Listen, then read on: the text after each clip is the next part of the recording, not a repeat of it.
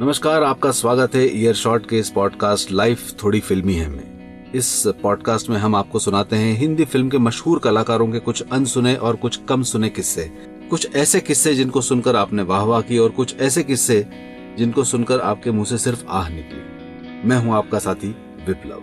Hindi film के मशहूर कलाकारों की जिंदगी के अनसुने और कम सुने किस्सों की कहानी है ईयर शॉट का ये पॉडकास्ट लाइफ थोड़ी फिल्मी है।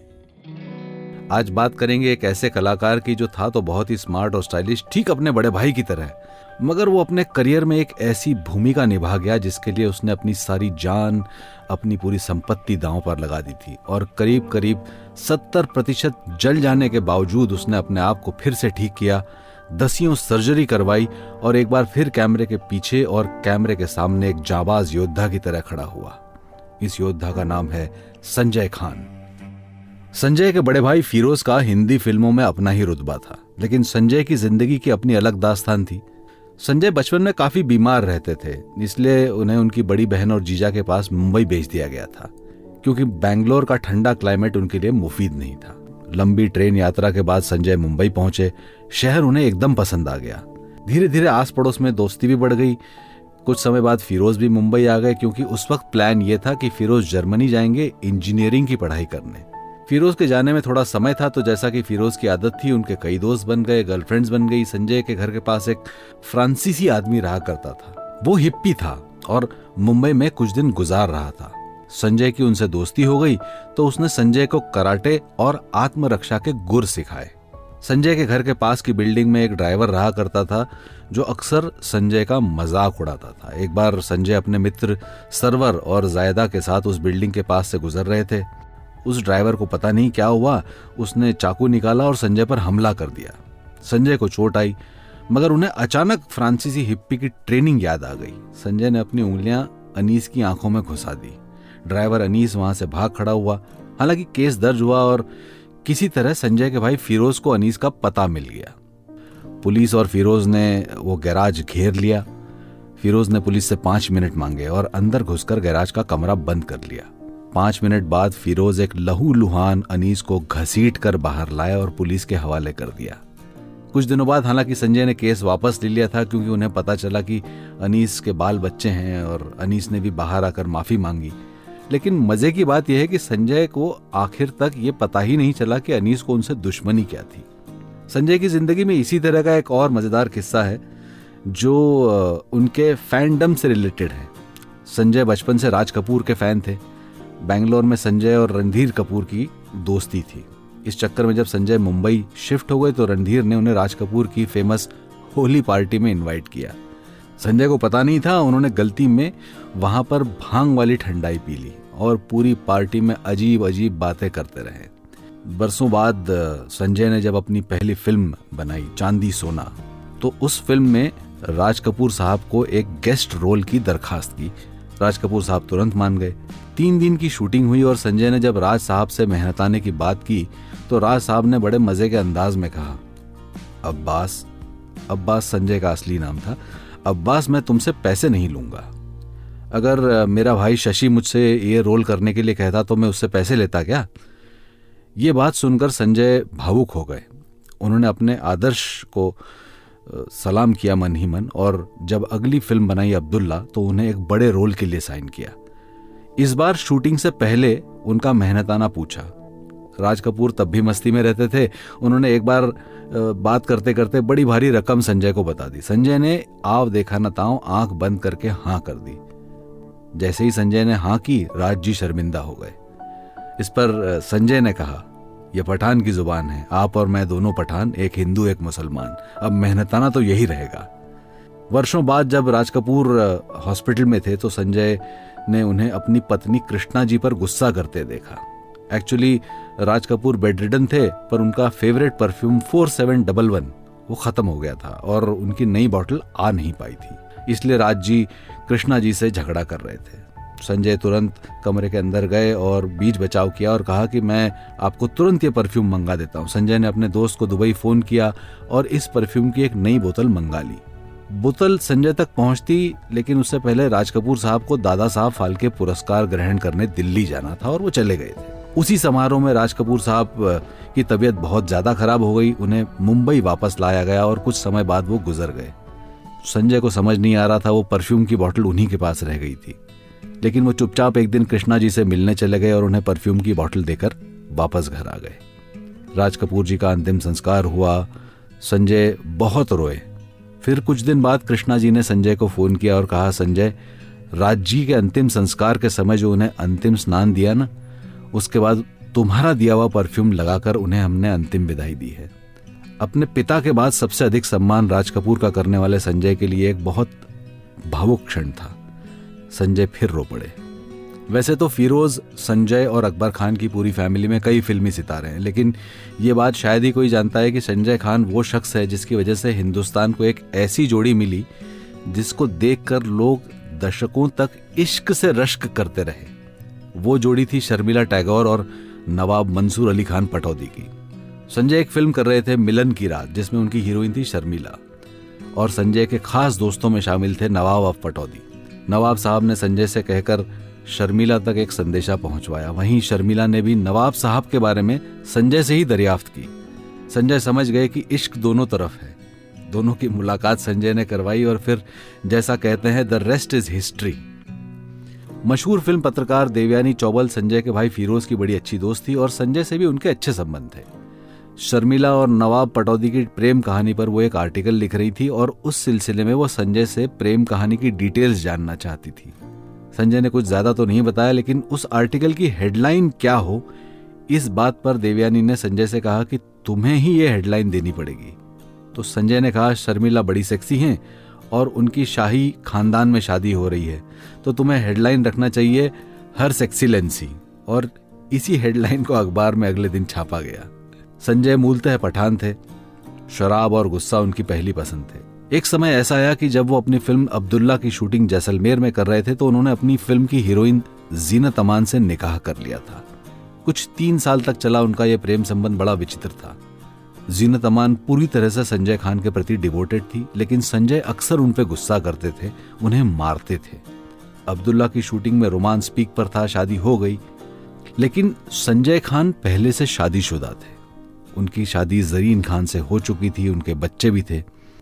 खैर, मामला चलता रहा। एक दिन संजय खान अपनी फिल्म एडिट करते करते सीन देख रहे थे और उन्हें पता चला कि शायद कोई सीन रीशूट करना पड़ेगा और जीनत अमान को वापस बुलाना पड़ेगा। जीनत तब तक किसी और फिल्म की शूटिंग में बिजी हो गई थी और वो शहर से बाहर थी। संजय के फोन पर उन्होंने कहा कि मैं अभी नहीं आ सकती। संजय गुस्सा हो गए और फोन पटक दिया। जीनत अगले दिन उस होटल पहुंची जहां संजय थे। वो उनसे मिलकर अपना कंफ्यूजन दूर करना चाहती थी और अब्दुल्ला की बची हुई शूटिंग के लिए डेट्स भी डिस्कस करना चाहती थी। होटल में एक पार्टी चल रही थी, संजय भी उस पार्टी में थे, शराब पिए हुए थे। बात बढ़ गई और संजय ने जीनत को मार मार कर लहू लुहान कर दिया। कहते हैं उस वक्त जरीन भी वहीं थी और वो संजय को जीनत को मारने के लिए कहे जा रही थी। संजय और जरीन दोनों भूल गए थे कि अब्दुल्ला की शूटिंग के लिए जो पैसे लगे हैं उसमें कई जगह तो जीनत की गारंटी लगी थी। बड़ा ही भयावह दृश्य था। उस 5 स्टार होटल में जैसे तैसे जीनत को बचाया गया। इस पिटाई से उनका जबड़ा टूट गया था, पसलियों में चोट लगी थी और एक आंख हमेशा के लिए खराब हो गई थी। जीनत को उनके कई दोस्तों ने, साथी कलाकारों ने संजय से रिश्ता बनाने के लिए रोका था, मगर जीनत ने उनकी एक नहीं सुनी। उनकी लीगल शादी सिर्फ 1 साल चली। डॉक्टर्स का कहना था कि जीनत पहली बार ऐसी चोटें लेकर नहीं आई है, इसके पहले भी कई बार उनकी इस तरह से पिटाई की जाती रही है। संजय कभी जीनत का नाम भी नहीं लेते, लेकिन 3 नवंबर 1979 को मुंबई के ताजमहल होटल में हुई इस घटना के कई चश्मदीद गवाह आज भी हैं। संजय अपनी गर्म मिजाज की वजह से कई साथी कलाकारों से भिड़ते रहे हैं। एक बार पार्टी में शराब के दौर में संजय की भिड़ंत हो गई प्रेम चोपड़ा साहब से। बात बढ़ रही थी कि बीच बचाव करने शत्रुघ्न सिन्हा आ गए। शत्रु को संजय ने अपने कई प्रोड्यूसर्स को रेकमेंड भी किया था। इसी नाते शत्रु ने भी उन्हें शांत कराने की कोशिश की। शत्रु उस पार्टी में रीना रॉय के साथ आए हुए थे। नशे में संजय ने शत्रु को कुछ उल्टा सीधा बोल दिया। थोड़ी हाथापाई हुई। तब संजय ने रीना रॉय को देखा और रीना रॉय को भी गालियां निकाली। इस बात पर शत्रु को बहुत गुस्सा आया और वो पार्टी से निकलकर प्रोड्यूसर प्रकाश मेहरा के घर चले गए और प्रकाश मेहरा जी से उनकी बंदूक मांगी। जैसे ही प्रकाश जी को पूरा मामला पता चला तो वो भी तैयार हो गए। प्रकाश और संजय के बीच पहले ही रिश्ते खराब थे। संजय की फिल्म चांदी सोना की शूटिंग के लिए अभिनेता रणजीत को बीच में से उठाकर 5 घंटे के लिए अपनी शूट पर ले गए थे प्रकाश मेहरा। संजय को उस बात का बहुत गुस्सा था, प्रकाश भी उस बात से बहुत नाराज थे। आधी रात के बाद शत्रुघ्न, प्रकाश मेहरा और एक और डायरेक्टर संजय के घर पहुंचे और उनके घर पर लगातार फायरिंग करने लगे। संजय के एक नौकर को गोली भी लग गई, हालांकि वो जानलेवा नहीं थी। संजय ने अपने बच्चों को पलंग के नीचे लेटाया, अपनी बंदूक खिड़की से बाहर निकालकर शत्रुघ्न पर निशाना साध दिया। हालांकि संजय की पत्नी जरीन ने उन्हें गोली चलाने से रोक लिया। तब जरीन संजय के पड़ोसी डैनी डेंगजोंगपा के पास गई और फिर डैनी छत से कूदकर पुलिस को बुलाकर लाए। इस पूरे प्रकरण में 1 घंटा करीब लग गया, लेकिन तब तक गोली चलाने वाले सब भाग चुके थे। संजय के नौकर को हॉस्पिटल ले जाया गया। प्रोड्यूसर साहब को अगले दिन गिरफ्तार कर लिया गया। जैसे ही उन्हें जमानत मिली, वो सीधे संजय के घर पहुंचे और जाकर माफी मांगी। कहा कि वो शराब के नशे में गलती हो गई। ये किस्सा बाहर फैलने लगा था, लेकिन इसी बीच दिलीप कुमार साहब ने संजय के मामले में दखलंदाजी की। उन्होंने संजय को फोन पर कहा कि इस मामले को दबा दो, क्योंकि ये बात इंडस्ट्री की है, सब लोग भाई हैं। बहुत सारे लोगों के विरोध के बावजूद संजय ने दिलीप साहब की बात का मान रखा और मामले को खत्म कर दिया, केस वापस ले लिया। इन सब बातों से परे संजय का नाम सबसे ज्यादा चर्चा में आया जब उन्होंने टेलीविजन के लिए टीपू सुल्तान नाम का महाधारावाहिक बनाना शुरू किया। इतने बड़े स्तर पर कोई भी टेलीविजन सीरियल आज तक बनाया ही नहीं गया था। मैसूर में लगाए गए थे बहुत ही भव्य सेट। इसकी शूटिंग बड़ी रफ्तार से चल रही थी कि सेट पर एक बहुत बड़ा हादसा हो गया। कहते हैं कि शॉर्ट सर्किट की वजह से सेट पर आग लग गई और कई लोग इस आग में जलकर मौत के मुंह में चले गए। उन लोगों को बचाते बचाते संजय खुद करीब 65% तक जल गए थे। उन्हें तुरंत बैंगलोर के हॉस्पिटल ले जाया गया, जहां डॉक्टर्स ने कहा कि इन्हें मुंबई ले जाना पड़ेगा और फिर भी बचने की उम्मीद 10% ही है। जब यह खबर न्यूज एजेंसी रॉयटर्स के जरिए बाहर आई तो तत्कालीन प्रधानमंत्री राजीव गांधी ने अपने सीनियर सलाहकार गुलाम नबी आजाद को तुरंत बैंगलोर भेजा। वो एम्स हॉस्पिटल के 2 स्पेशलिस्ट डॉक्टर्स के साथ बैंगलोर पहुंचे। राजीव गांधी के कहने पर ही संजय को मुंबई लाया गया। उनके लिए ग्रीन कॉरिडोर बनाया गया। आनंद फानन में बैंगलोर हॉस्पिटल से बैंगलोर एयरपोर्ट पहुंचाया गया, जहां इंडियन एयरलाइंस का एक स्पेशल प्लेन उनका इंतजार कर रहा था। उस प्लेन की आखिरी 30 सीटें निकाल दी गई थी। उसमें स्पेशल जगह बनाई गई थी ताकि स्ट्रेचर, ऑक्सीजन सिलेंडर और बाकी सारी फैसिलिटीज जो है वो उनके साथ चल सके। जल्द ही प्लेन लैंड हुआ और प्लेन लैंड होने के बाद मुंबई में भी एक ग्रीन कॉरिडोर बनाया गया ताकि एम्बुलेंस सीधे जसलोक हॉस्पिटल पहुंच सके। संजय की हालत इतनी खराब थी कि उन्हें सलाइन भी नहीं लग सकती थी, क्योंकि उनकी वेन्स जलकर चिपक गई थी। इसके लिए उनका ऑपरेशन करना पड़ता, गले की नस काटकर उन्हें फीडिंग करनी पड़ती। कष्ट यहाँ खत्म नहीं हुआ। संजय की बॉडी इतनी कमजोर हो गई थी कि ऑपरेशन के लिए उन्हें एनेस्थीसिया भी नहीं दे सकते थे। डॉक्टर्स ने तय किया संजय को होशो हवास में ऑपरेट किया गया। संजय का ऑपरेशन सक्सेसफुल हुआ, लेकिन घाव भर नहीं रहे थे। संजय को स्किन ग्राफ्टिंग करनी थी, लेकिन पूरे शरीर में स्किन इतनी जल चुकी थी कि उसमें समय लग रहा था। डॉक्टर्स हताश थे। अचानक एक दिन हॉस्पिटल में एक बूढ़ा सफेद दाढ़ी वाला शख्स आया और संजय की पत्नी जरीन को उसने सुनहरी चादरों का एक बंडल दिया और कहा ये काम करेंगी। जिस दिन से वो चादरों से संजय को ढका जाने लगा, संजय की तबीयत अचानक सुधरने लगी। संजय की पत्नी साईं बाबा की भक्त थी और उन्होंने इसे साईं बाबा का आशीर्वाद समझा। शरीर के जिस भी हिस्से की स्किन थोड़ी ठीक होती थी वो निकालकर संजय के जले हुए हिस्सों पर ग्राफ्ट की जाती। पूरा शरीर दर्द से भरा हुआ था और संजय की चीखों से हॉस्पिटल। संजय को खून देने वालों का तांता हॉस्पिटल के बाहर लगा हुआ था। पूरे समय में कुछ 108 बॉटल खून संजय को चढ़ाया जा चुका था। ये लड़ाई कई महीनों तक चली, कई कॉम्प्लिकेशंस हुए। पूरे शरीर में संजय के पस भर गया, आंखों की रोशनी चली गई थी। एक समय संजय के हाथ काटने की नौबत भी आई थी। फिर बोन मैरो ट्रांसप्लांट भी करना था। करोड़ों रुपए का खर्च हो चुका था। संजय की फाइनेंशियल कंडीशन भी खराब हो चुकी थी। ऊपर से फिल्म प्रोड्यूसर्स गिल्ड ने दुर्घटना में मरे और घायल लोगों के लिए हर्जाने की मांग कर दी। दुखों के अंबार में संजय लड़ते रहे और करीब करीब 1 साल बाद वो इस लड़ाई को किसी लेवल पर जीत पाए। हालांकि पूरी फतह होने में अभी और भी समय था। टीपू सुल्तान को लेकर अक्सर कई कंट्रोवर्सी चलती हैं। उन्हें हिंदू विरोधी राजा माना जाता है, इसलिए संजय पर भी हिंदुओं के खराब चित्रण का केस लगा दिया गया था। हालांकि आरएसएस के वरिष्ठ नेता श्री नानाजी देशमुख ने संजय के सीरियल के एपिसोड्स देखे और कहा कि इसमें हिंदुओं के खिलाफ कोई बात नहीं है, ये तो एक देशभक्त की कहानी है।